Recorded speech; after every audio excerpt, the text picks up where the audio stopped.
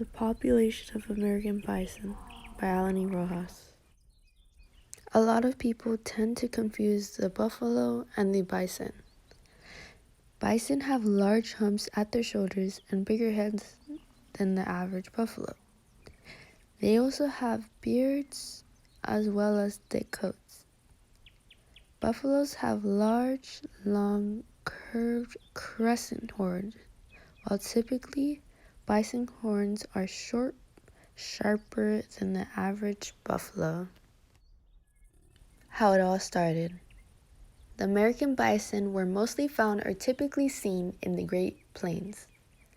The American population for bison were 30 million, but that quickly turned into 325 out of 30 million in 1884.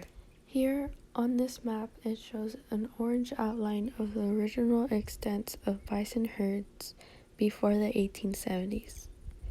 The yellow line represents the range of bison herds in 1870, which is close to critical, and the red outline represents the critical condition of the bison population in 1889. The English settlers wanted to take control of the Native Americans since bison provided a lot for them, such as food, hide, clothing, etc. The English would kill the bison for their tongues and hides, along with other little things, while their carcasses would lay in the prairie sun rotting. Their overhunting was a dominant factor in the near extinction of the bison. Thus, the Native Americans getting angry at the English for killing their bison. The Buffalo Killer Champion. Along with many others who were responsible for the decline of the American bison, William F. Cody, also known as Buffalo Bill, was the Buffalo Killer Champion.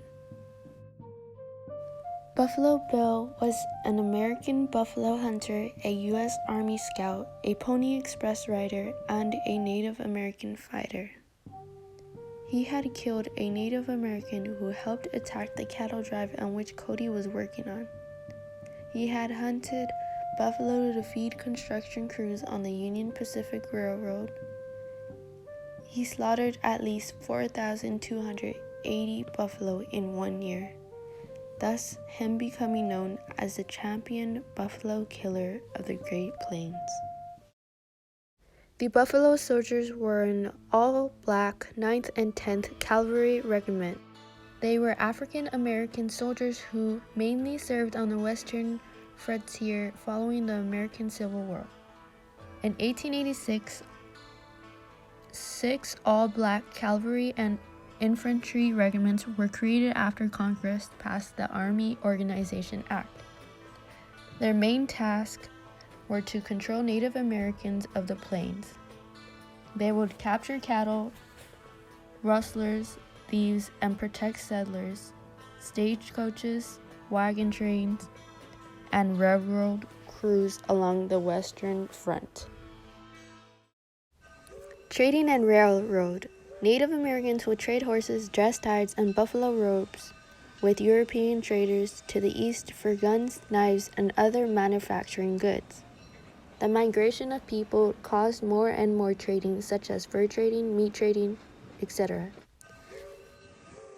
Wherever the railroad went, the bison basically died because of the English and the European settlers. The Native Americans didn't like the fact that they were bringing and building railroads through their territory. The driving question: how did the population of the American bison help grow the U.S. from the sea to the shining sea? English-talking settlers were threatened by the nomadic ways of the Native Americans who for 1,000 years had lived migratory lives following the great herds of buffalo. To these people, the buffalo was the ultimate companion, providing food, clothing, and shelter, and nearly every other material needed. The English-talking settlers thought this was an opportunity to get rid of the Native Americans staying at the Great Plains, which Eventually, the Native Americans did move and spread around, causing the U.S. to grow. English-talking settlers would confuse the buffalo and the bison, thus getting history a little complicated and confusing. But just to make things clear, the Native Americans and the English-talking settlers were talking about the bison rather than the buffalo. That's the end of the presentation. Thank you for watching.